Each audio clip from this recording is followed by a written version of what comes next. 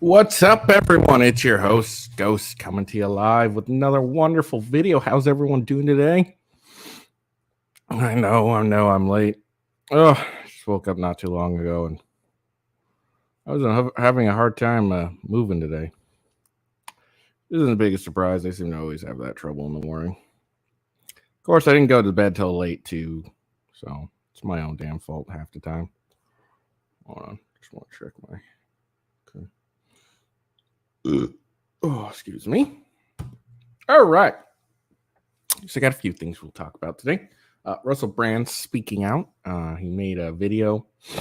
Let's see, when is it? 22nd? Thursday? No, Friday. Sorry. He made a video Friday speaking out about the allegations and the UK government in particular. I don't know if he goes into the allegations themselves, but he does talk about the UK government trying to silence him over the allegations that have yet to be proven, by the way. So we'll watch that video. It's only 3 minutes and 18 seconds, so it's not a very long video, so we should be able to watch it no problem. And then Gage Grosskreutz, the man who attempted to execute Kyle Rittenhouse, but instead got his bicep vaporized, was hit by a car Thursday. So we'll watch that. I don't know. I probably have a laugh or two. And then California is banned on high capacity magazines for firearms have been struck down as unconstitutional by a judge. We'll read an article from the Post Millennial and see what's being said. And then speaking of California, Governor Gavin Newsom, in a surprise by everyone, struck down a bill AB 957. And those who don't remember, I did do a video on it. It's the bill that would require courts to consider whether a parent is affirming a child's gender identity or gender expression when it comes to custody and visitation decisions. So we'll look at that. And then the White House has made a new office, the Office of Gun Violence Prevention, and Kamala Harris has been put in charge of it. So we'll take a look and see what they're saying about it, what they're saying they'll do. I think it's a big old nothing burger and a political stunt, but that's just my opinion. And then finally, we'll look into someone who doesn't really understand self-defense and laugh at some tweet posts, really.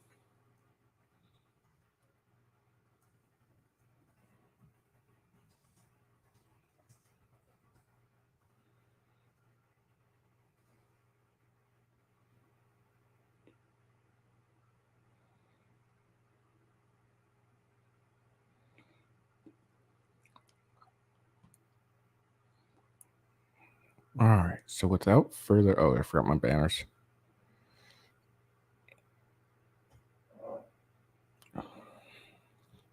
All right, so let's get into the video, the topic today.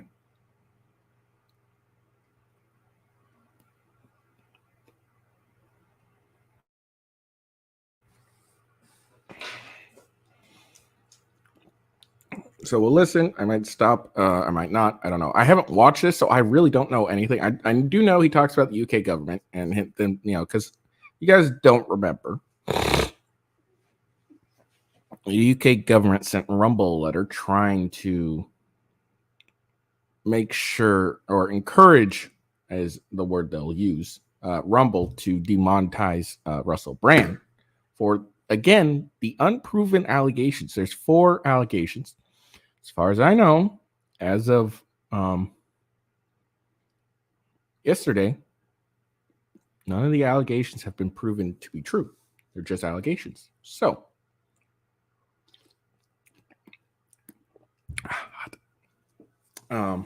Yeah. So, well, I mean, we'll see. I doubt anything's gonna, I have my, I mean, my opinion is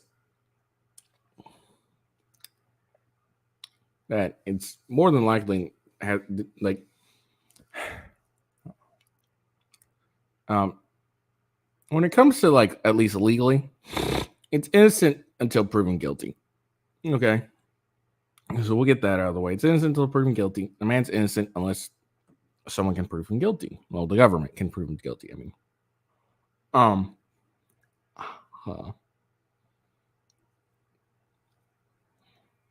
and then, like, look, do I think it's possible he did all this? Absolutely. Like, look, I could believe that is potentially possible, but I've yet to see any evidence that it actually did happen for any of these 4 women. Now, to be fair, I didn't read his ex-girlfriend's book, but again, that's not proof. And she wrote it in 2014 and never, did anything about it, like, legally. And then,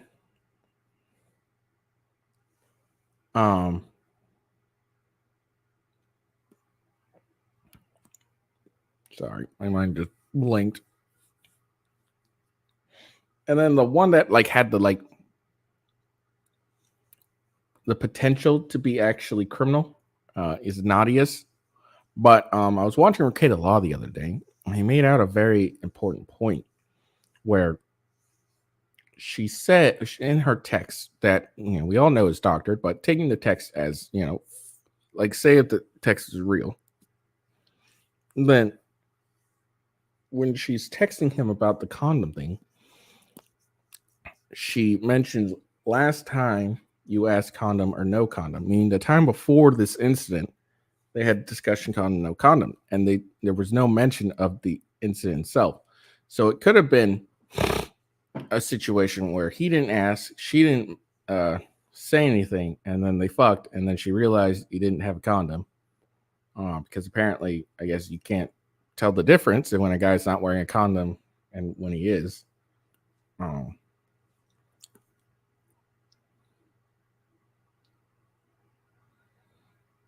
And then she realized it and got mad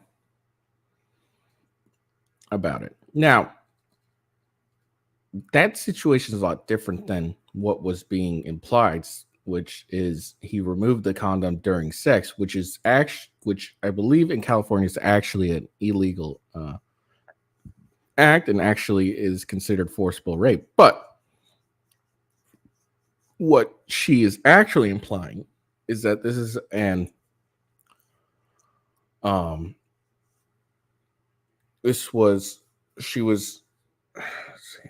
do I word this? What she's actually implying is that last time they talked, they had a discussion. Condom, no condom. She said condom. All right. And she thinks that discussion warrants all future discussions as condom every single time. And then in his view, if they didn't have a discussion and she didn't stop him when they start having sex for not wearing condom, then she didn't care about the condom this time around. Which which on both sides, sorry, my eyes are itching for some reason. Which on both sides are valid points.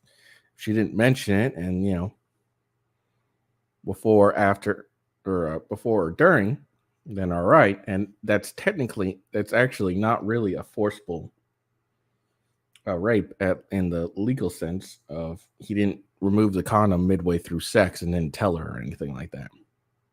So, but anyways, I digress. I'm getting too much into the weeds here.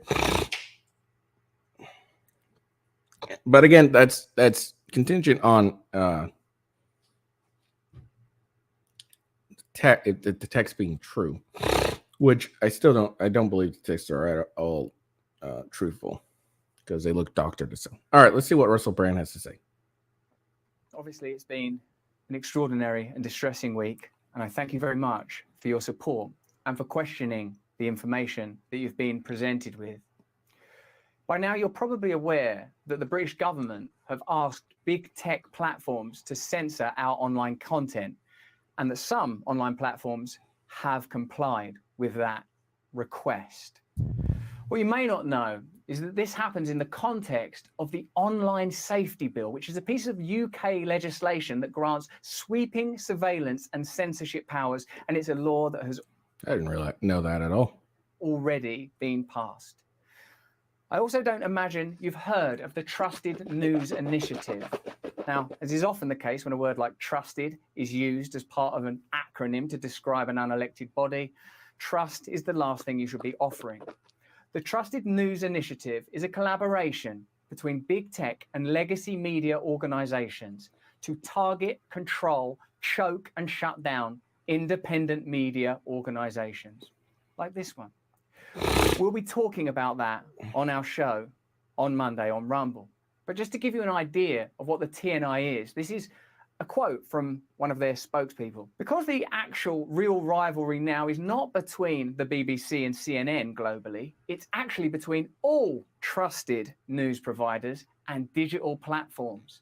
It's clear that these organizations collaborate in constructing narratives, whether that's around the war or the pandemic. And of course, there are other examples. And it's very clear to me that we have to be very, very cautious indeed. That's why I'm asking you to follow me on Rumble. Rumble have made a clear commitment to free speech, and Rumble is the primary platform that we will be streaming from. We'll be back this Monday, and as usual, we'll be talking about deep state and corporate collusion and how ordinary democracy is anathema now, how it's shut down, ignored, and avoided. We'll be talking about a military complex that is able to facilitate and start wars that seem sometimes to be little more than money laundering operations. And that's with all respect to the hundreds of thousands of victims of the numerous ongoing wars in the world at the moment. We'll be talking about the role of Big Pharma and how Big Pharma have been able to influence government policy around the world and how they've been able to evade due liability and necessary scrutiny, how they've been able to avoid media investigation that perhaps ought be due them. And of course, we'll be talking about media corruption and censorship. So please follow me on Rumble, because that's the only way that we can keep our voice. You can go to rb.rumble.com to support me directly and keep me and our channel independent. And I need your support now more than ever, and more than I ever imagined I would. So follow me, support our channel if you can, if it's within your means. But more important than any of that is that you please, if you can, stay free. All right, there you go. So he didn't really say anything of note, honestly.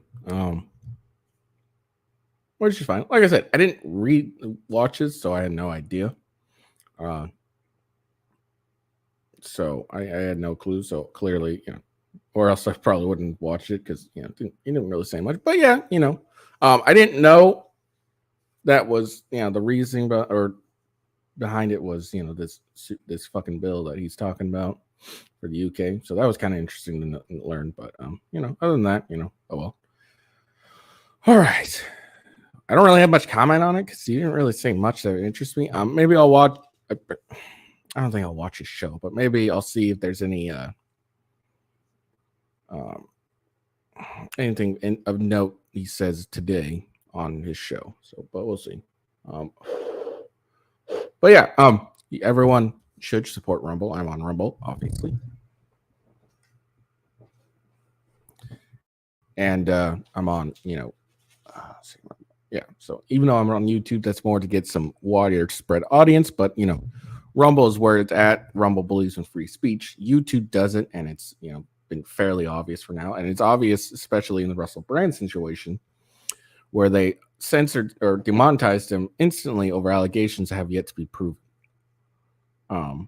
And also didn't violate more importantly, didn't violate Rumble or YouTube's terms of service, but YouTube does this all the time. They suspend creators because they say something that YouTube doesn't like, that doesn't go with their agenda, so they suspend them, which makes no sense whatsoever. But all right. But yeah, you know, follow Rumble, invest in Rumble if you can, and yeah. But follow your creators on Rumble if they have a Rumble, because Rumble is the last bastion of free speech. Not even X is free like Rumble is. All right, maybe this will be a little better.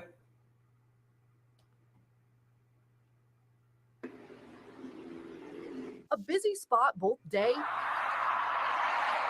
and night. Brady Street at Warren Avenue became the scene of a hit and run Saturday, September 2nd, around 9 p.m. This surveillance camera captured the moment a gray SUV on Brady Street quickly turned left, slammed into a pedestrian in the crosswalk, and kept driving, leaving the victim injured in the middle of the street. A busy spot both day. I know, you guys were like, that's just mean you laughed at it. Well, fuck this dude, honestly.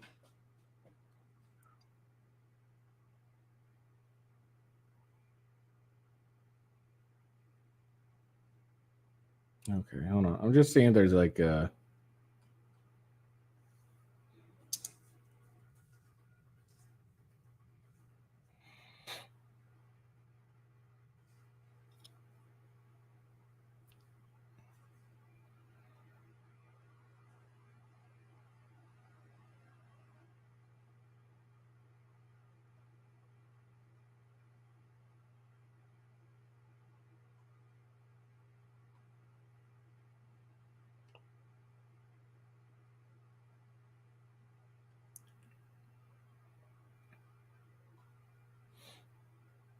there you go. So this is from the post millennial shit. So there we go. There we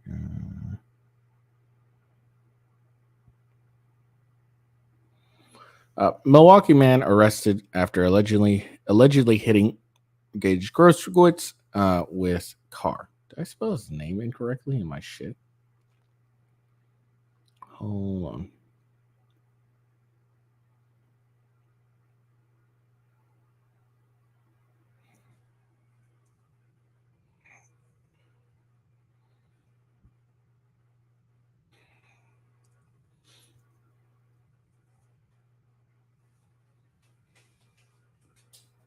Hold on. I gotta see if I misspelled his name or not.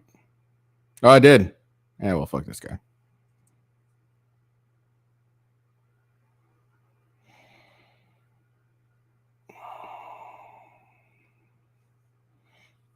Hold on. Let me fix it. At least on Rumble.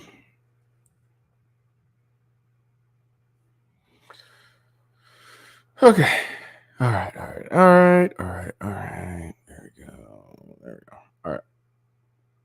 So during the 2021 trial of Kyle Rittenhouse, Milwaukee man arrested after allegedly hitting Gage Grosskreutz with car, fleeing scene report.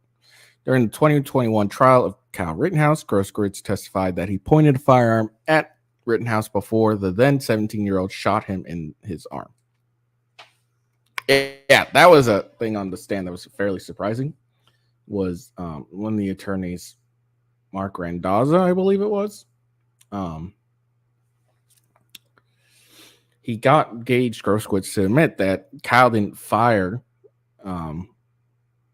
his gun until Gage pointed the gun at Kyle. So like he didn't shoot him, he didn't do anything, and then he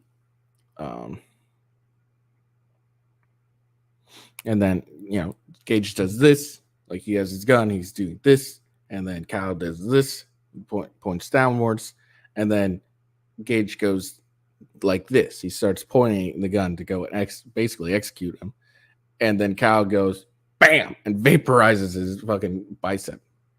So the Kenosha County Eye has revealed that the man struck during a hit and run earlier this month is believed to be Gage Grosskreutz, the man who was injured by Kyle Rittenhouse during the 2020 BLM riots in Kenosha, and later filed a lawsuit against Rittenhouse after he was acquitted by a jury. According to Fox 6, On September 2nd, a man identified as 30-year-old Marvin Thomas allegedly cut through the interstate of Brady and Warden around 9 p.m., hitting a 30-year-old pedestrian. While crossing the street, the pedestrian was taken to a hospital with a lacerated liver, broken ribs, and broken wrist.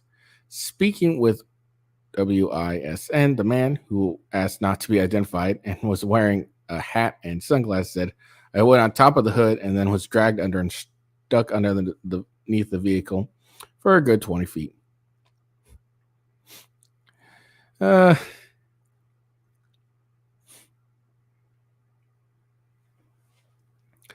Court documents displayed by WISN shows the victim was referred to as PP. A GoFundMe was set up by the victim, who identified himself as Paul Prediger, the name now taken by Grosskreutz. Yeah, by the way, Grosskreutz decided to change his name. I guess apparently to Paul Prediger for whatever fucking reason.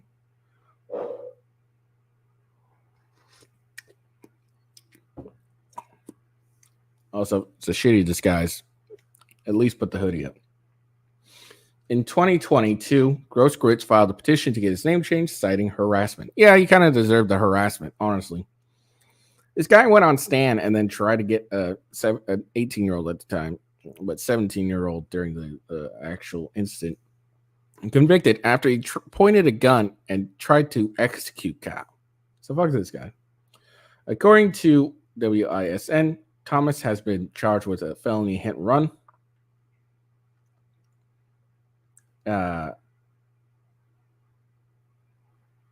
causing great bodily harm, and felony knowingly operating a motor vehicle while license is revoked, causing great bodily harm. When police arrived at the address listed from the plate on the vehicle, Thomas told officers he was a driver and said that he was sorry. Thomas also admitted knowing that he did not have a valid license. During the 2021 trial of Rittenhouse, Grosskreutz testified that he pointed a firearm at Rittenhouse before the then 17-year-old shot him in the arm. He was one of the 3 men Rittenhouse shot that night. Though the other 2 died from their injuries, Rittenhouse was acquitted of all charges and determined to have acted in self-defense, because of course he was. But there you go. So that's all news on Grosskreutz. It's fucking hilarious, honestly. Couldn't have happened to a nicer guy, honestly. Look, I know we're not supposed to revel in the pain of others. I'm not really reveling in it, but it is fucking hilarious, honestly. That this happened. But yeah, I mean that's all it is. It's just funny that this happened. And again, fuck this guy. This guy's an asshole. Like, I remember watching him on the stand, and this guy was talking about how he was a medic and everything and all that, and he was there to make sure people were safe and everything, and he was carrying a fucking gun, but then acted like it was some bizarre thing that someone who was saying that they were medical, that they were trying to help people, with medical shit and all that stuff, wasn't really doing that if they were carrying around a gun. But this motherfucker was carrying around a gun, and he's a licensed EMT and all that shit. Oh, by the way, he was carrying a gun he was not supposed to be carrying concealed, because his concealed carry license was revoked. So that's another thing. Oh, yeah, fuck this guy. All right, so let's go.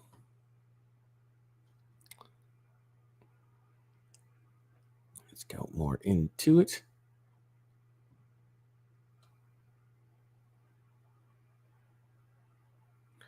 California bans on high-capacity gun magazines struck down as unconstitutional by a federal judge. He has already declared the same ban to be unconstitutional in the past. So he did this in the past, and these fucking California still try to put another one in. What the fuck?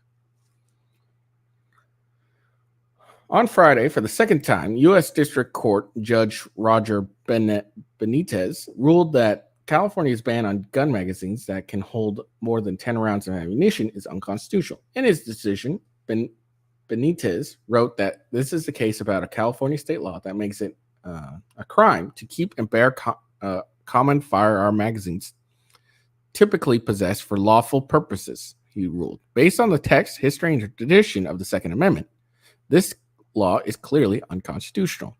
Now, what he's talking about there is the decision that the Supreme Court made on Bruin versus the New York Firearm Rifle and Pistol Association, or something like that.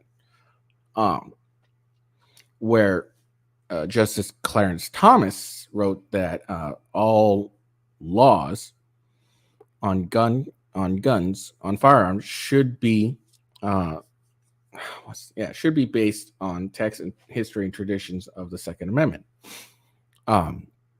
which basically, made all gun laws invalid, honestly, because there has been no history, tradition, or anything of the Second Amendment being restricted, period.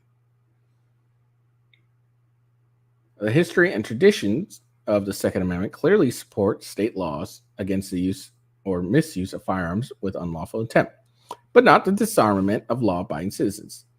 The law was previously struck down by Benitez in March 2019, but his ruling was overturned by the Ninth Circuit Court of Appeals in 2021.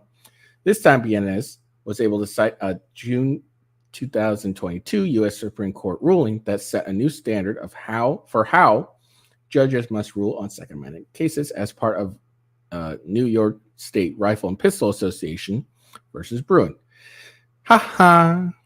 Finally, someone's actually used this goddamn ruling.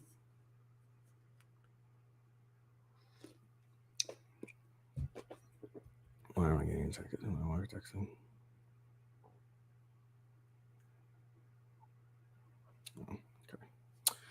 In a statement, California Governor Gavin Newsom called the ruling a radical decision. Not really. He noted that Benitez issued the ruling on the same day President Biden announced his new Office of Gun Violence Prevention. FYI, a magazine would not prevent any gun violence at all. Judge Benitez is not even pretending anymore. This is political, pure and simple. Oh, fuck you, Newsom. Your fucking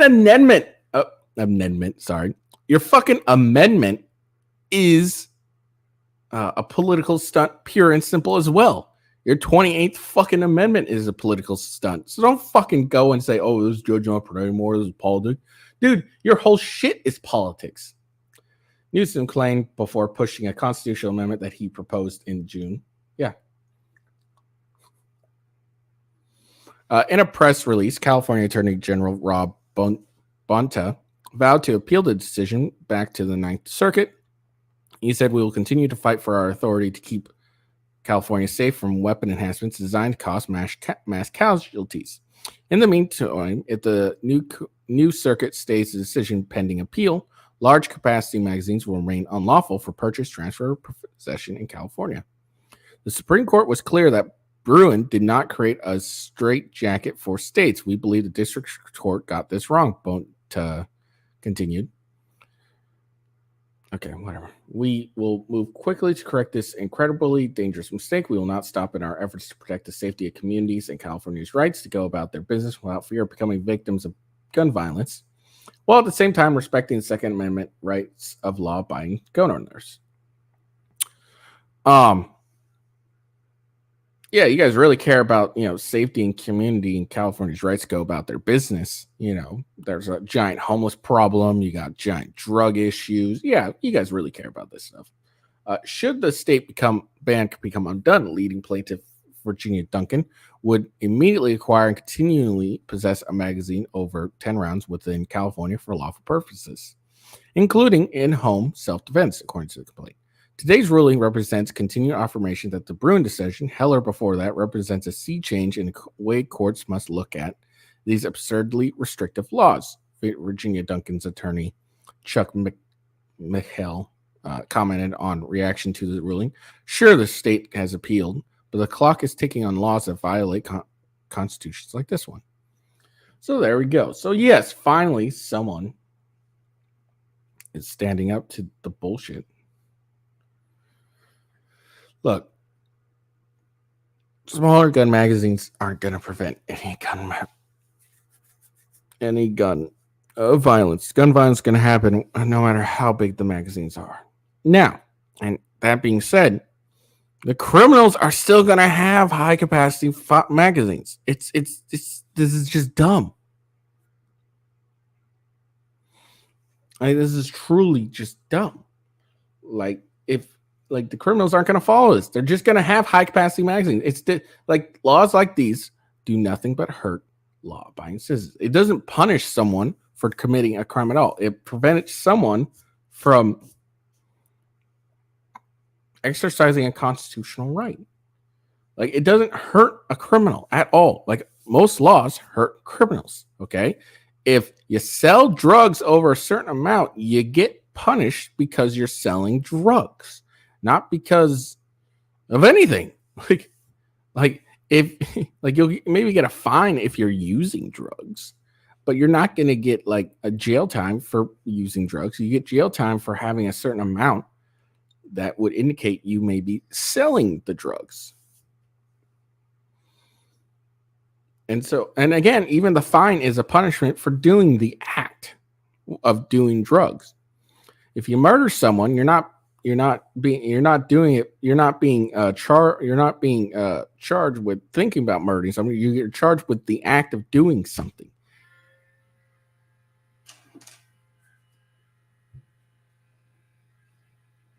Hold on.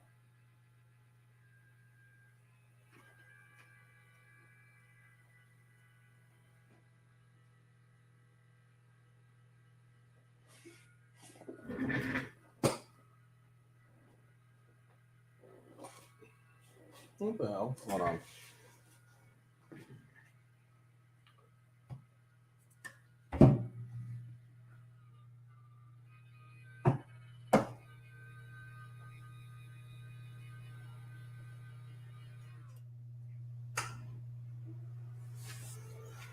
Sorry about that.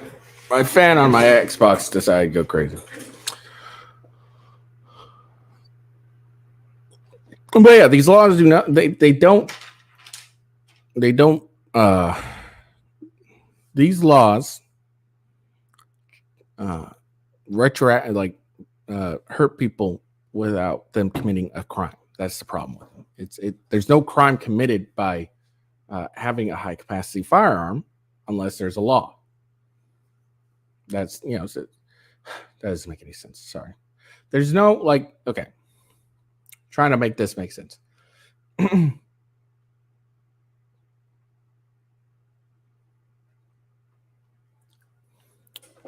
If you're a law-abiding citizen and you have a high-capacity magazine, you are not breaking any law. You're not harming anyone at all with having a high-capacity firearm. Okay? If you murder someone, if you do drugs, if you hit someone, you only get charged after doing the act. If you have a thing, you don't generally get charged with having a thing. That's what I'm talking about.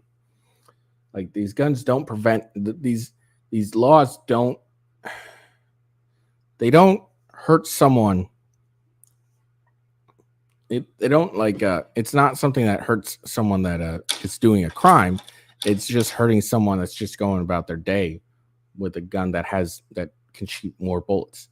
And it's not hurting someone who's using those magazines to inflict more damage at all. It's hurting any person that has a magazine, a high-capacity magazine. If that makes any sense. I know I'm not making a huge amount of sense, but these laws just piss me off. Like, they only hurt law-abiding citizens. They never hurt the criminals, and that's the biggest problem.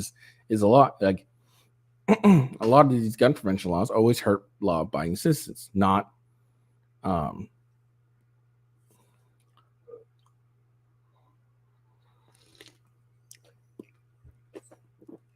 criminals. Criminals are going to have high capacity magazines. Why shouldn't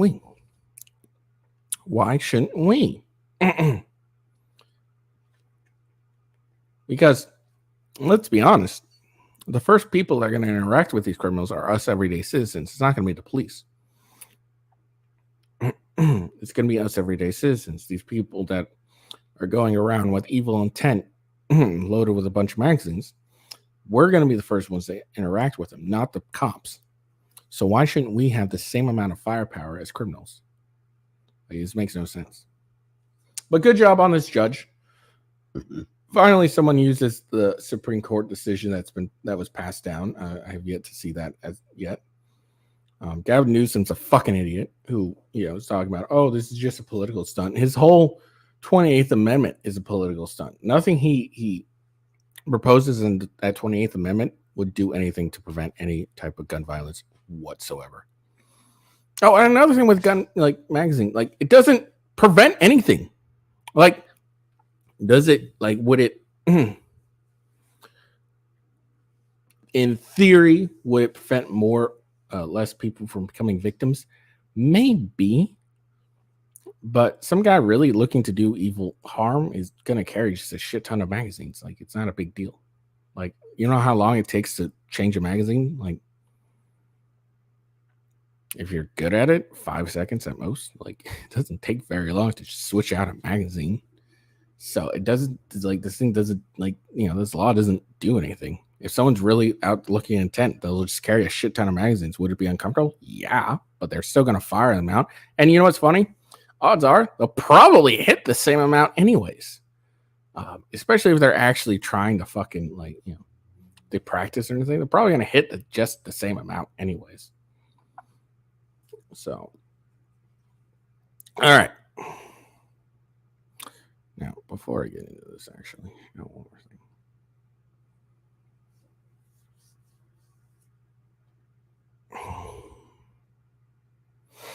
That's Coffee Brand Coffee. Coffee Brand Coffee is a delicious coffee company. It's what I'm currently drinking at the moment. Hold on.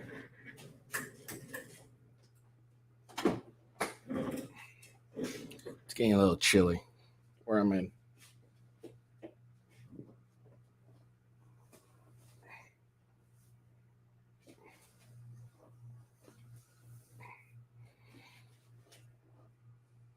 There we go.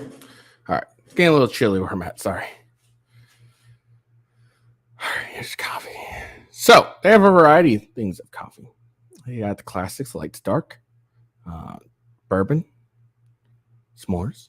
It is fall, so there's spiked jack-o'-lantern. There's pumpkin pie, but my personal favorite is this one right here is French toast flavor. That's my personal favorite. It's the one I'm currently drinking at the moment. I have missed it. For those who don't know, I have yet to been able to drink a lot of these because I was waiting for my fucking order to come in. But if you're not a coffee drinker, they also have a variety of teas, delicious teas. They have Earl Grey, English breakfast, chamomile, oolong, raspberry, apple pie, and biscotti, etc., etc. High caffeine, no caffeine, variety of options, medium caffeine, variety of options. Now, if you don't like tea or coffee, they do have some delicious cocoa. Fall is here, which means winter is right around the corner. So there's and you need something nice and warm to drink. There's velvety hot chocolate, rich caramel, marshmallow. And if you're feeling a little snacky, Coffee Brand Coffee has snacks. They have a variety of nuts and saltwater taffy.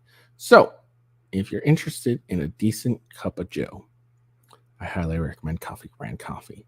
Now, there's that coupon code GHOST right there that you can use, but also there's this reference link that you can use. Now, they both will give you 5% off. If you use a subscription, that'll give you 10% off, and you won't be able to use any of the coupon codes or referral link to get a 5% additionally on top of that. But still use this referral link right here. That just gives me the credit, and that's important to me, at least. Very important in my own mind.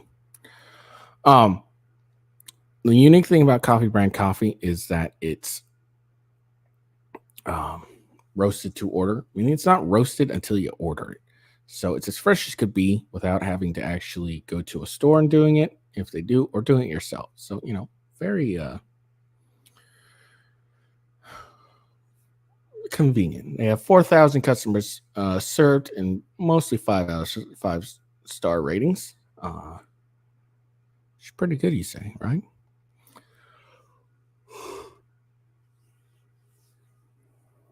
Well, yeah, check out Coffee Brand Coffee. Make sure to give it a shot. Yeah, that's all I got. All right, on to the next news. Oh, my neck is killing me.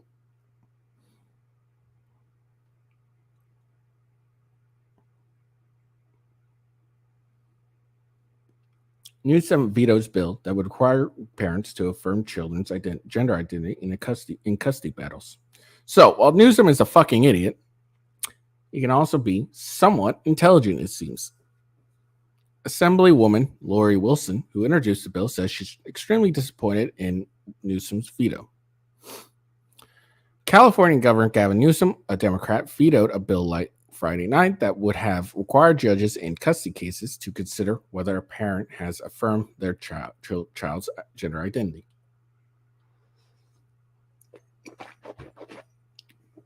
AB 957 originally proposed that courts deciding custody cases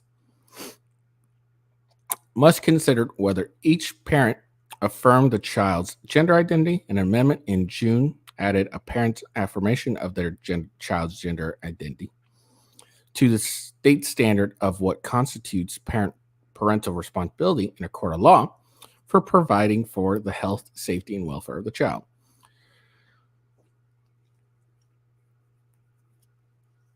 Now, what that just fucking means, what that bunch of bullshit means, is if you don't affirm your kid's gender identity in California, the state will take your kids away. That's what it basically means. The bill was passed earlier this month, but by the state assembly, and was sent to the governor's desk for his signature. But Newsom said in a statement released Friday night, that he cannot sign the legislation. The governor said he appreciates the passion and values that led Democrat Assemblywoman Lori Wilson to introduce the bill, and he shared deep commitment to advancing the rights of transgender Californians, an effort that guided my decision through many decades in public office. That said, I urge caution when the executive and legislative branch of state government attempt to dictate its prescriptive terms that single out one characteristic legal standard for the judicial branch to apply, Newsom wrote. Other minded elected officials in California and other states could very well use this strategy to diminish the civil rights of vulnerable communities. I'll get into why he probably decided not to sign this. Moreover, because it's not what he's saying. Moreover, court under existing law is required to consider a child's health and safety and welfare when determining the best interests in these proceedings, including the parent's affirmation of the child's gender identity. When parents divorce and cannot agree on child custody, judge will determine custody based on a variety of factors. Under AB 957, gender affirmation would have been one of the several factors for judges to consider in custody cases. Wilson, who co-authored the bill with the Democratic State Senator Scott Wiener, has said the bill would not have required parents to move forward with gender transition medical treatment. I'm extremely disappointed. I know the governor's record. He's been a champion for the LGBTQ plus community for years, and even though it was popular to do so, even before it was popular to do so, Wilson said in a statement after the governor's veto on Friday. However, on this point, the governor and I disagree on the best way to protect transgender, gender diverse, and intersex kids. Stop it. It's not about intersex kids.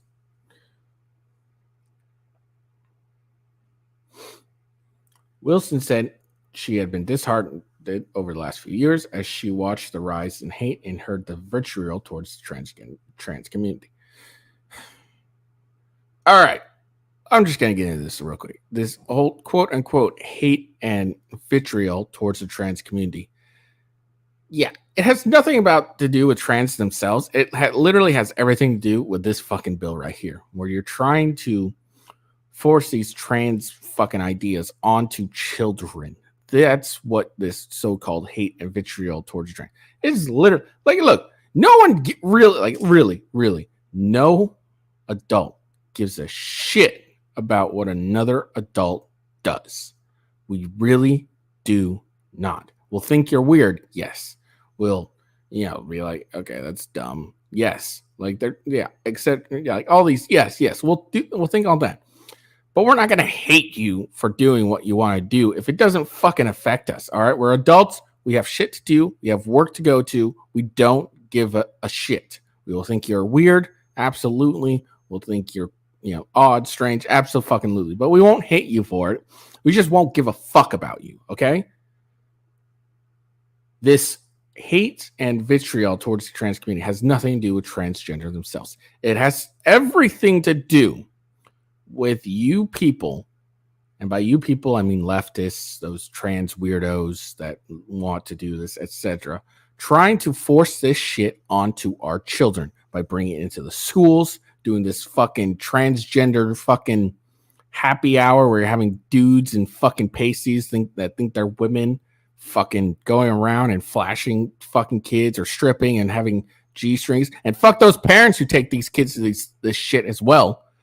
That's this so-called hate and vitriol. It has nothing to do with trans community at all. It has everything to do with these fucking drag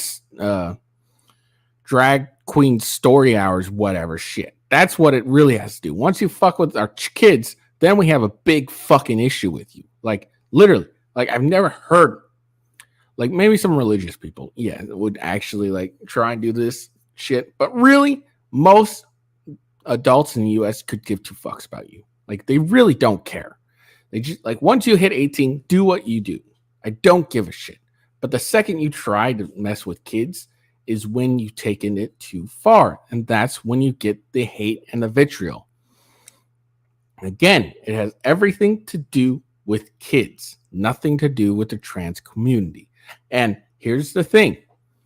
Most of the time when it comes to kids, it's because some adult of authority over them influenced their fucking decision. It wasn't like, oh, they decided to do this.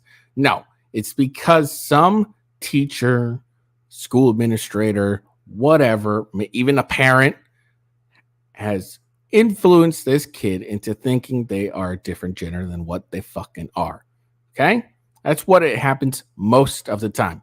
Other times, they see their friends doing it. They want to do it. It's a fad type deal. Okay? If you don't like what I'm saying, go fuck off. I don't give a shit if you like what I say or not. It doesn't matter to me what you think of me. I'm a grown-ass man. And if you don't like what I'm saying, then you don't have to watch. It's fine. And again, I just want to point this out. I have no hate in my heart for trans people at all. I will say things, people, men that think that are women, because that's what I believe. Okay? I think you're delusional. I think all this, all that stuff. Yes, I think you're weird. I think all that. But I don't care enough about you to do anything about it. If you're an adult, do you. Do you, boo-boo. Do you. I do not care. Okay? If you're an adult, do what you want. But then you start trying to make laws, and you start going to schools, and you start going to libraries, and you start doing infiltrate kid-friendly spaces with your weirdness, then I'm going to have an issue. I have a daughter. And if you fucking weirdos try to come around and influence her into thinking that she's a dude, even though she's a girl, she has all the body parts of girls, she's growing up as a girl, everything, I'm going to have an issue. And I may be very, very angry about it. Doesn't mean I hate trans people. It means I hate that you're trying to influence my kid in something I don't fucking believe in. Because at the end of the day, that child is my fucking responsibility. I raise her as I see fit. It is my right as a parent. So fuck off.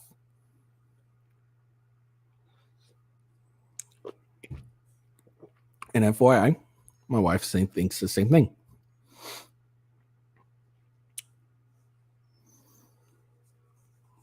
All right, let's get into this. My intent with this bill was give them a voice, particularly in the family court system, where a non-affirming parent could have a detrimental impact on the mental health and well-being of a child. Whether the roadblock comes from the opposition or even a supporter, it's only hardened my resolve. I'm far from done. This fight is personal, not just for my family, but to all the trans kids that deserve a brighter and safer future. No. Adults, not kids. Look, kids are fucking dumb, okay? They can't make a decision. We have all these rules in place that tell you that kids are too dumb to make any decision ever. They can't consent to sex. Yes, in some states, 16 and above, they can consent. Okay, whatever. Not talking about that. Because they also can't sign a contract. They can't join the military. They can't own a firearm. They can't vote. We don't trust kids. If there's a court case, they have to have a legally appointed attorney because they're too fucking dumb to make their own fucking decision. Okay? We have all these laws in place telling you kids are too fucking stupid, too immature to make these decisions. But when it comes to a decision that would alter their life, significantly prevent reproduction, prevent, enjoyment in sex, prevent, a healthy mental thing, mental health, their well-being, all this stuff, whether to mutilate themselves, whether to prevent themselves from actually, growing up into, experiencing puberty and becoming an adult, all these things, they suddenly have this quote unquote ability to make this fucking decision. Go fuck yourself. Weiner wrote on X, the platform formerly known as Twitter, that Newsom's veto is a tragedy for trans kids here and around the country. These kids are living in fear. No, they're not. These kids are living in fear with right-wing politicians working to out them, denying them health care. Okay. No Republican is trying to deny them health care. Okay. Republicans are trying to deny them the ability to use hormone suppressants, which causes long-term issues, and to be mutilated just because of a feeling. Okay? So what I mean by that, of course, is hormone suppressants and the transitioning, where they, either chop off your dick or sew up your fucking vagina and put a penis on you. That doesn't work at all. Okay. Ban them from sports and restrooms. Yeah, look, they're only trying to ban dudes from going and playing in women's sports. That's what they're trying to fucking do. And trying to prevent perverts from going into girl restrooms and looking at little girls. Okay? Men should not compete in women's sports. If you really want men and women to do sports together, get rid of women's sports. Everyone does men's sports. We'll see how it goes. Hold on. Put on these pants. Ugh.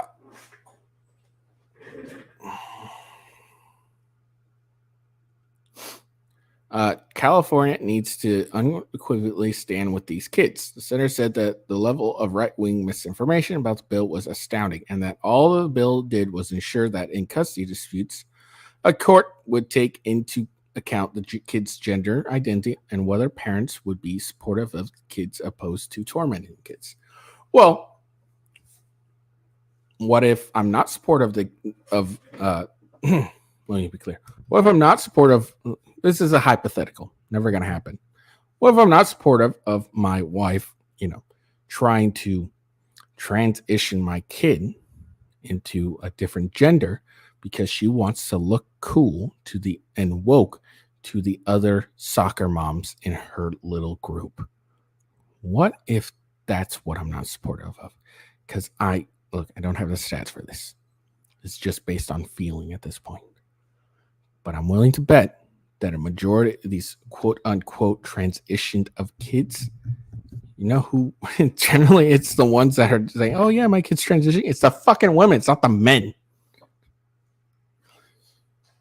So if I'm not supportive of that and I want my kid just to grow up and when they turn 18, make whatever decision they want, I don't care. Is that tormenting the kid? No, it's doing my job as a parent. Governor Newsom has been a staunch ally to the LGBTQ community, a true champion, respectfully. However, this veto is a mistake, Weiner wrote. How long is this okay. I was going to say, how long is this goddamn article? Earlier this month, Wilson said on the assembly forum that parents affirm their children they have since the dawn of time. Typically, it happens when their gender identity matches their biological gender. But what happens is when it doesn't, that's when affirmation starts to wane. She said, no, that's when parenting starts to happen. And they're like, no, you're stupid. That's when you start parenting, she said at the time, later arguing that only our duty as parents is to affirm our children. No, that is incorrect. That is a false. This woman is a shitty mom. Our duty as parents isn't to affirm our shit kid. Our duty as parents is to ensure they understand the reality of the world and not to be a fuck up in society.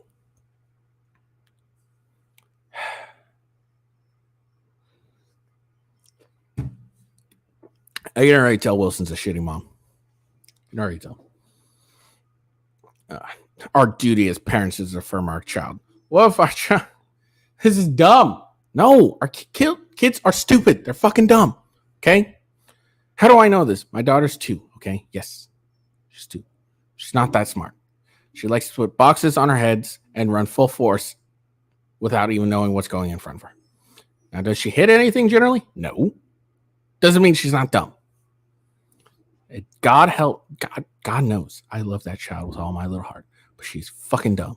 She's adorable and she is dumb. And that's okay. You're supposed to be dumb as a kid. It's the only time in your life between the time you're born all the way till honestly till 17, you're allowed to be fucking dumb. Because you have your parents to fall back on. You're allowed to be fucking dumb. In a statement released after the bill was passed in the Assembly on September 8th, Wilson said the California Family Code is intended to center the best interest of the child in all decisions about visitation and custody. However, the Family Code currently fails to take into account this very vulnerable population, very small population, by the way. It's like less than 1% of the population is even transgender, and it's probably even less when it comes to kids. Of TGI, which, that's back to that transgender, gender neutral, intersex children who are at increased risk of family rejection. She added, LGBTQ youth learn to value and care about themselves when they are valued by their parents and family.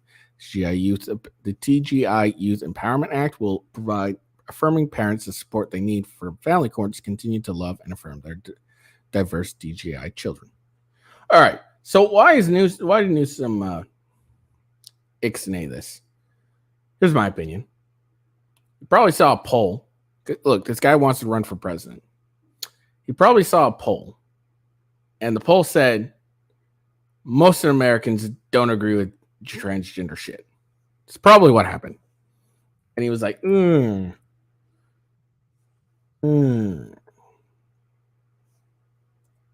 So that's the poll.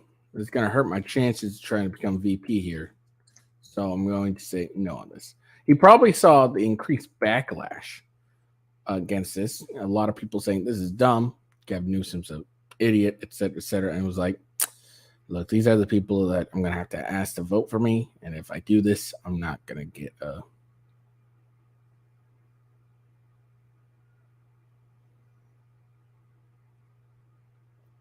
I think I'm gonna, give my, I have such a good record with California. They voted me back even after I killed all their grandparents and whatnot. I'm gonna, do this one and get some brownie points with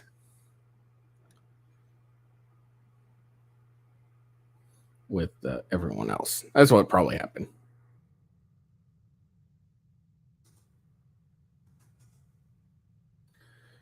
And do I have anything that knows that for sure? No, I don't know this for sure, but I guarantee that's probably what the fuck happened, honestly. Let's be honest.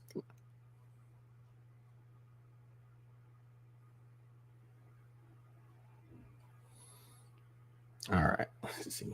All right. Fucking White House.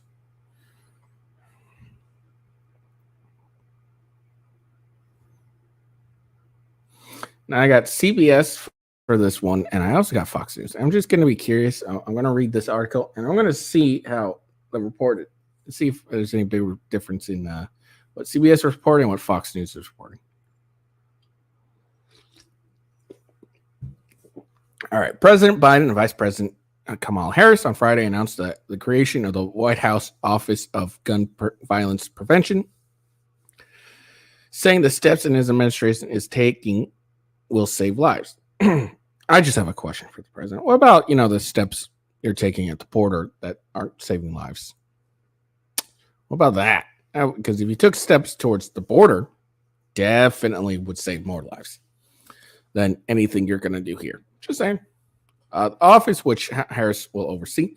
Now, let's be clear. Honestly, what the reason they created this, and you know this by the fact that who they appointed to run it, it's a way for Harris to try and boost her numbers for president, because she is she's lower than Biden in approval ratings. So this is just a way to try and boost her credibility and all that stuff. Trying to make her more popular with voters. It's not going to happen, especially on this. Is intended to find a way around congressional inaction on strong gun control laws. Oh, you mean trying to sidestep the checks and balances? Oh, interesting.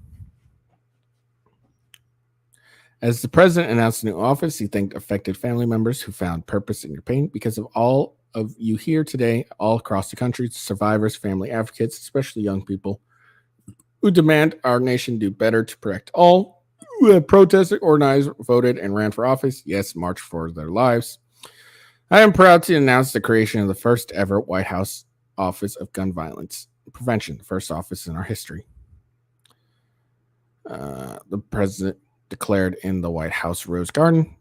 Representative Maxwell Frost, the first Gen Z member of Congress and advocate of further action on gun, introduced the president Friday. The White House says the office is intended to implement the president's executive order on gun violence and the most recent legislation passed by Congress, the 2022 Bipartisan Safer Communities Act, which enhances background checks for gun buyers under 21.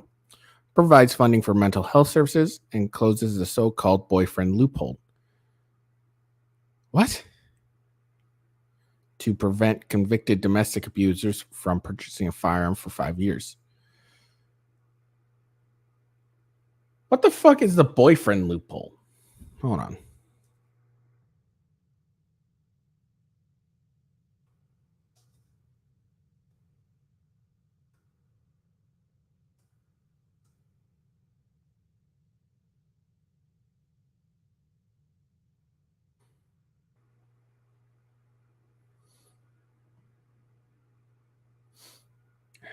Look, I just need it.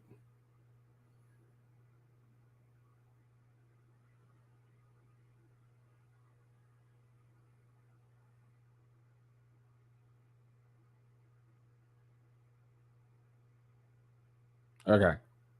So apparently the boyfriend loophole allows abusive romantic partners and stalkers with previous convictions or restraining orders to access guns. So while individuals who have been convicted of or under a restraining order for domestic violence are prohibited from owning a firearm, the prohibition only applies if the victim was the perpetrator's spouse or cohabitant, or if the perpetrator had a child with the victim. Okay. Let me see.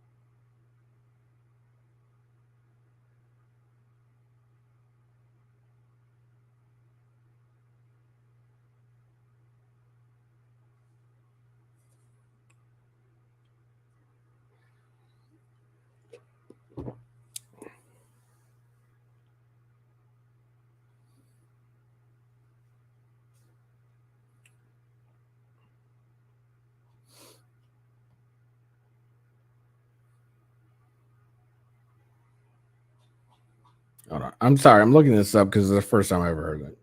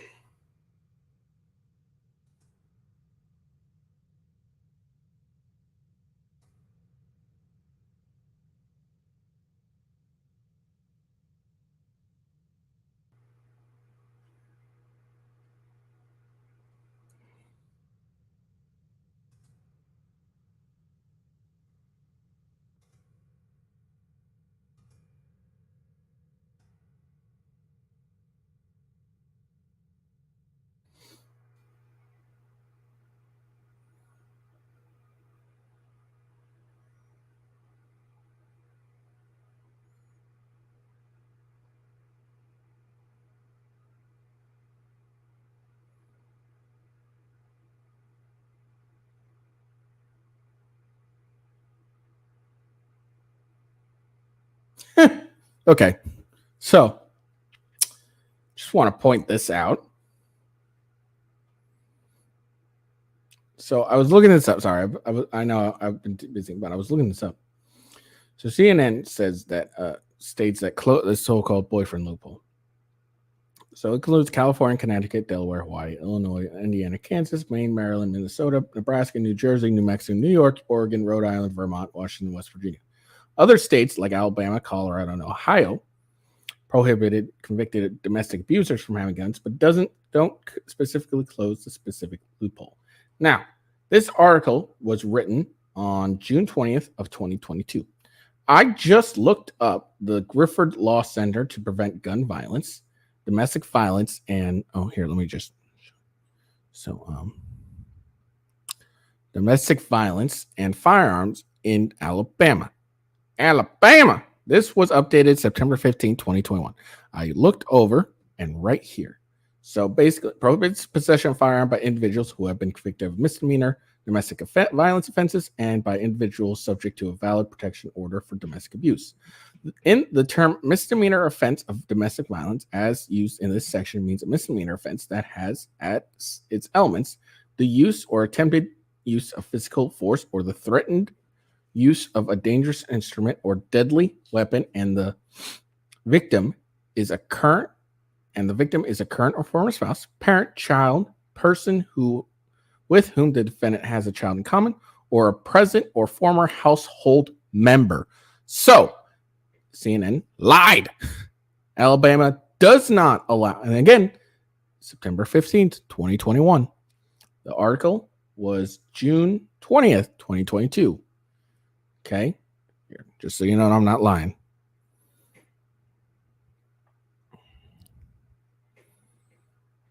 Right there. Updated 3:46 p.m. EDT, Monday, June 20th, 2022. And then I will scroll down here, right here. Other states like Alabama, Colorado, and Ohio prohibit convicted domestic abusers from having guns, but don't specifically close the loophole. So this loophole is said to be used by boyfriends, basically, that abuse women. Get back here. That abuse women. So basically, the idea is like domestic abusers that our spouse would be prevented from owning a firearm if they're convicted of domestic abuse or have a valid restraining order. And that various states have closed this, 19 in total, and then they included Alabama as well. Now, this is just one example, but if there's one, there's several. But I just read to you that the misdemeanor offense of domestic violence includes a present or former household member. So that means person that lives with them. It doesn't say they had to be related to the person, a former household member. Now, if I go to say Washington,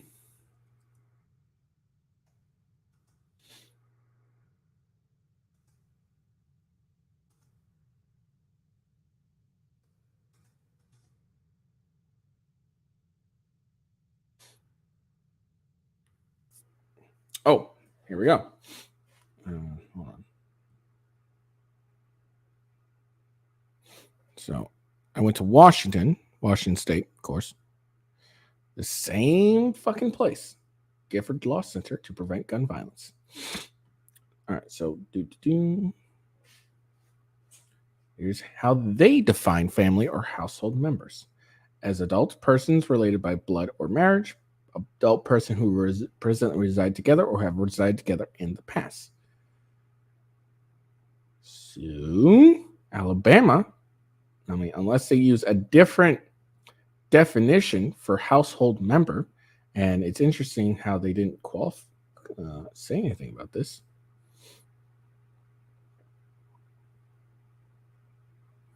But logic would dictate that a household member would be a person that you're not in a relationship with, but you live in the same house.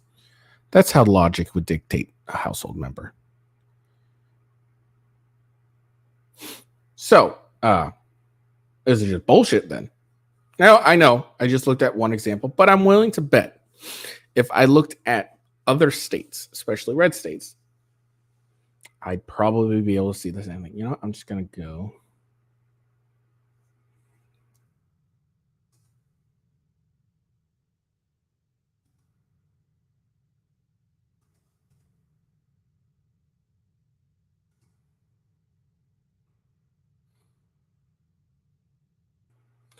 All right.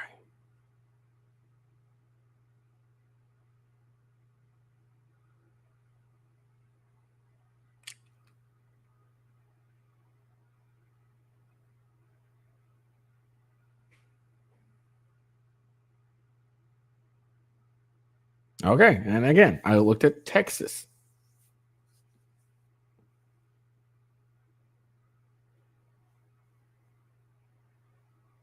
Okay, all right. I see where I may be getting confused here. I guess the idea of, okay, I may be getting confused. All right, here we go. All right. Wait, hold on.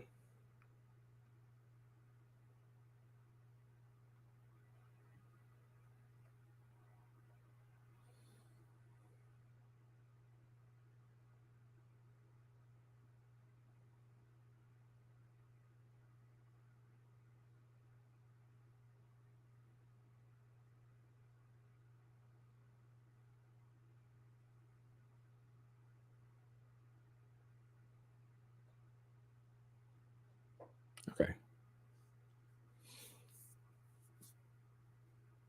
Okay, so hold on. I know I'm doing it live. So here's Texas. Texas prohibits convicted of some domestic violent misdemeanors from possessing firearms for 5 years following their release from confinement or community supervision. This restriction generally applies to people convicted of Class A misdemeanor assault for intentionally, knowingly, or recklessly harming bodily injury to members of the family or household. For this purpose, a blood affiliate, as well as from the term household member includes who are currently or formerly lived together in the same dwelling. Now, the same place that is criticizing Texas says there are notable gaps in this law. For instance, Texas firearm prohibition generally does not apply to people convicted of violent assaults against a former or current or former dating partner, unless the defendant had been married or lived with the victim. It does not apply to people convicted of threatening a family member or house member of imminent violent harm. Additionally, people convicted of qualifying domestic violence misdemeanor are only prohibited from accessing a firearm for 5 years. Okay. So, one of its gripes is the Texas firearm prohibition generally does not apply to people convicted of violent assault against a former or current dating partner. Now, why do I bring this up? Well, I will show you why. Because I looked up in Washington, which was, talked about, it has the same terms. It doesn't say someone who was dating someone. Okay, look. So, one family member or household or intimate partner against one another after July 1st, 1993. So, here's the people that are protected under this order, basically, or would be have this law enacted against. It's adult persons who related by blood or marriage, persons who presently reside together or have resided together in the past, person who have a biological or legal parent-child relationship, including step-parents and step-children and grandparents, grandchildren.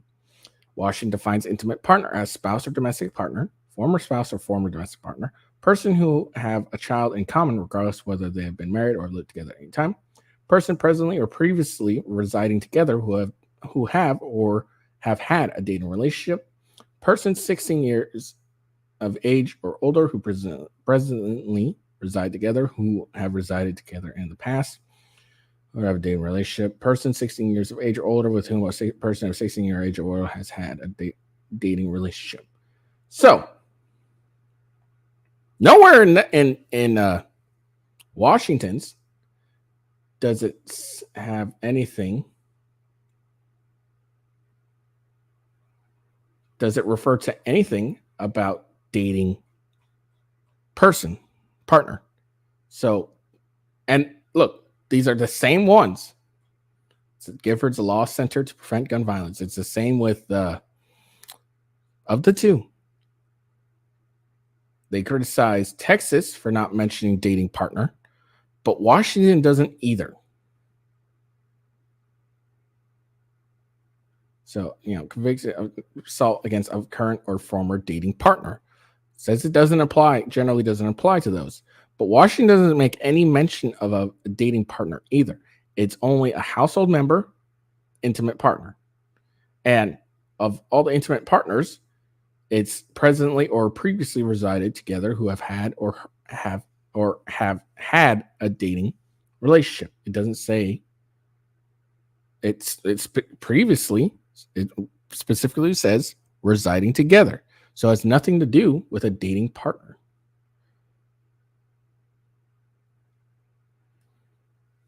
And Texas specifically states against a current or former dating partner unless the defendant has been married or lived with the victim.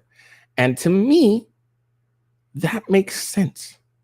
Because if you don't live with the person that is, was the domestic abuser, there's a less likelihood that, you'll have anything really to fear. They'll come to your house and try to, get in. But if you lock the doors and, are scared, they can't, unless they have a key, really, you can't really get in because they don't really live there. They have no business being there if they don't live there. So that makes a lot of sense, honestly, to me. Like, and as shitty as it may be, it makes sense.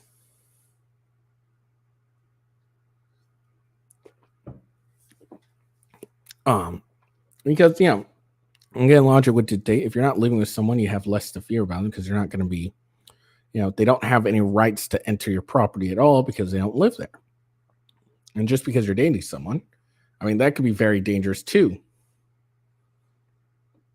You're going to, and this is something we should really be taking seriously, because if I'm dating you, but and women could make false accusations and all that stuff, saying, "Oh, you abused me," and a lot of states define domestic abuse as being verbal too.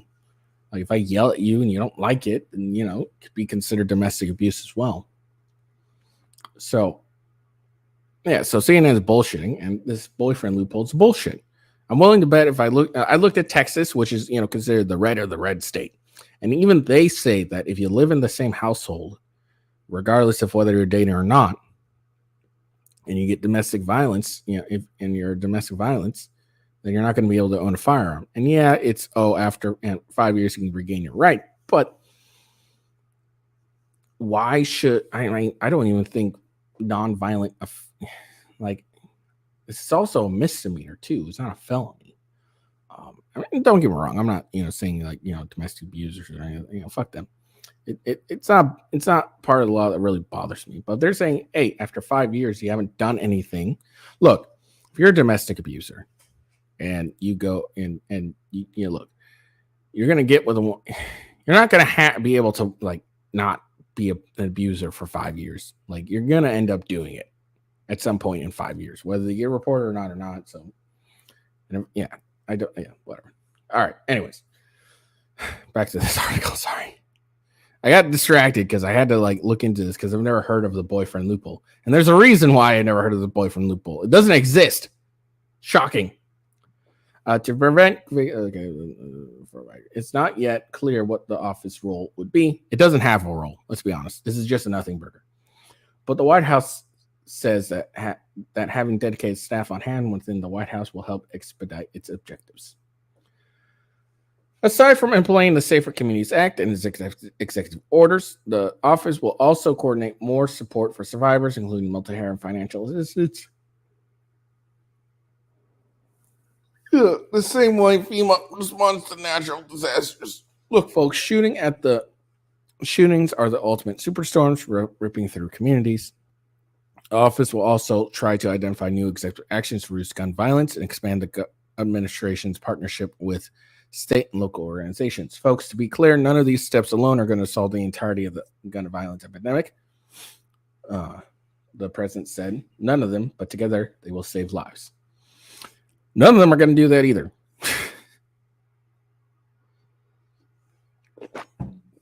The only good thing I really see so far in this is providing funds for mental health services.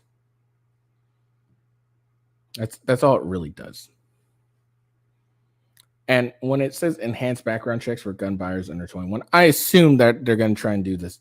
They're trying to wedge in that universal background check, which is useless without a gun registry. But here, providing funds for mental health services, I think that's a good thing. I think that's a good thing. I think that would be fairly helpful. Because I would say a lot of gun violence is done through mental illness. Mr. Biden is still urging Congress to enact universal background checks and ban assault weapons and high-capacity magazines. Congress failed to pass those changes when Democrats controlled the House and the Senate. It's because they're widely unpopular and because everyone knows they don't do shit. Universal background checks, you can't have universal background checks without a gun registry. And ban assault weapons and high-capacity magazines. Assault weapons aren't the leading cause of gun violence. It's handguns. High-capacity magazines, we've gone through that. They don't do shit. While we push Congress to do more, we're going to centralize, accelerate, and intensify our work to save more lives more quickly. That's why this new White House Office of Gun Violence Prevention, that's what it's designed to do. He had a message for current members of Congress and voters. Let me be very clear. If members of Congress refuse to act, then we will need to elect new members of Congress that will act, Democrat or Republican. Last month, a coalition of gun control groups endorsed Mr. Biden's re-election bid. Gun violence has spiked in many cities throughout the country compared to the beginning of the COVID-19 pandemic. And study this year published the Journals of American Medical Associations found fatalities from gun violence have increased over time, with more victims dying at the scene of a shooting before they can reach medical facilities. Despite Congress resistance, Mr. Biden continued. CBS doesn't even fucking respect Biden. That tells you everything you need to know. I just got onto that. They don't really respect Biden. They keep calling him Mr. Biden. It's President Biden. I mean, if you respected the guy, you call him President Biden. It's interesting. I just noticed that. Continues to advocate for a new assault weapons ban. Mr. Biden and Harris have, and they don't respect Harris either, have both visited the sites of mass shootings that occurred during their administration, Uvalde, Texas, Buffalo, New York. Yeah, all those ended up. Oh yeah, it was stopped by a person with a gun. Yeah, look, this gun violence thing, it's a big old nothing burger. That's what it is.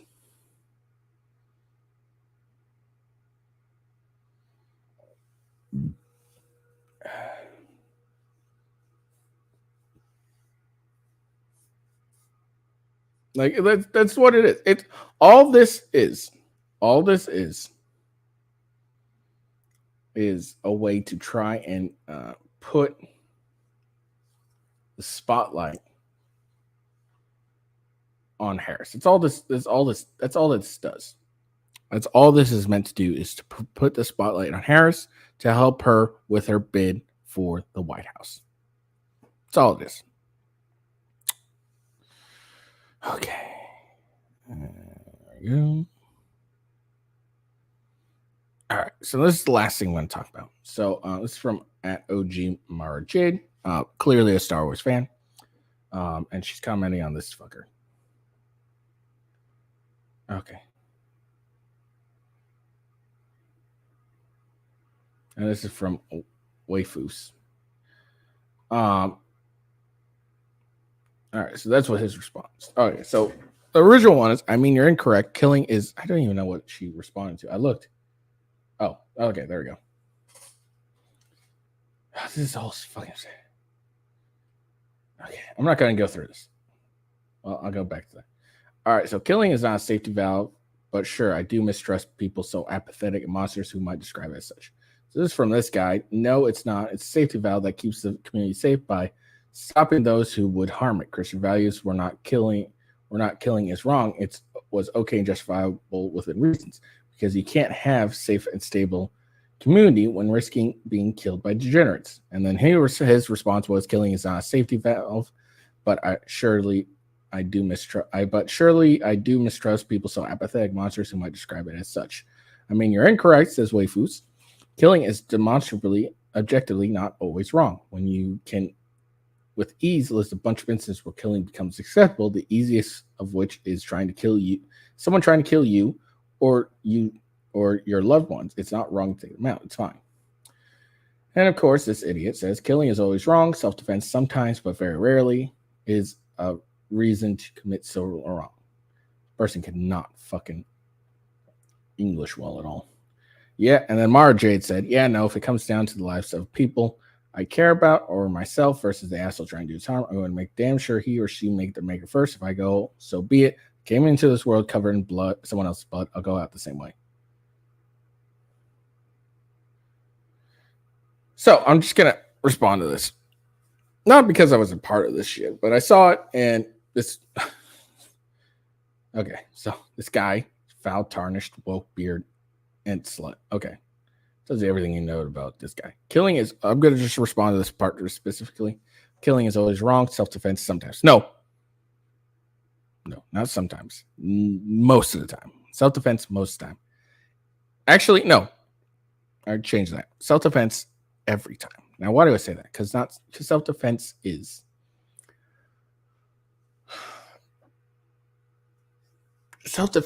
always good. It's always good to defend yourself. And if you have to kill someone to stop yourself from being killed, it's always good. Killing is not always wrong. If you're killing someone unprovoked without fear of being harmed and dying yourself, then you can make the argument that killing is wrong. Some people would argue that if you're killing someone in revenge after they murdered your wife and kids and all that, that might be right. I'm not going to get into that.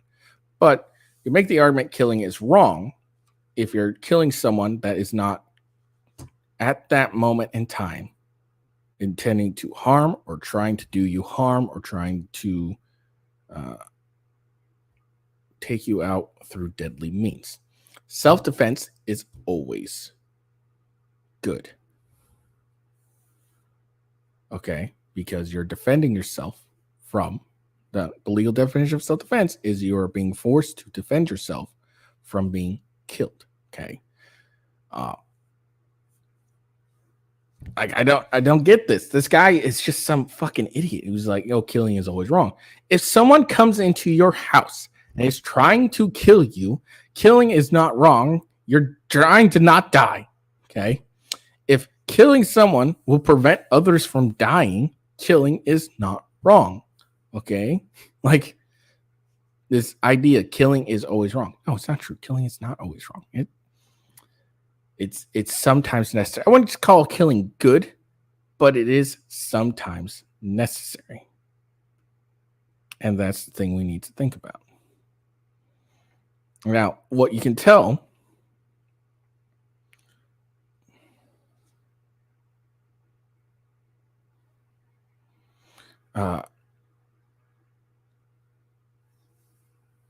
sorry.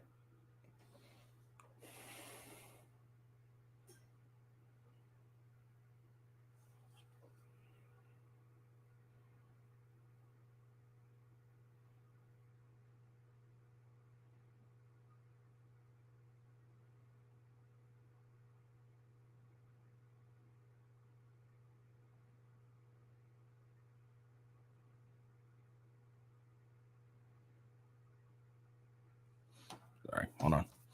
Well, I can tell by this guy, Eric Dobby Can. He's some dude who lives in his basement, doesn't have any real life experience, just some weirdo.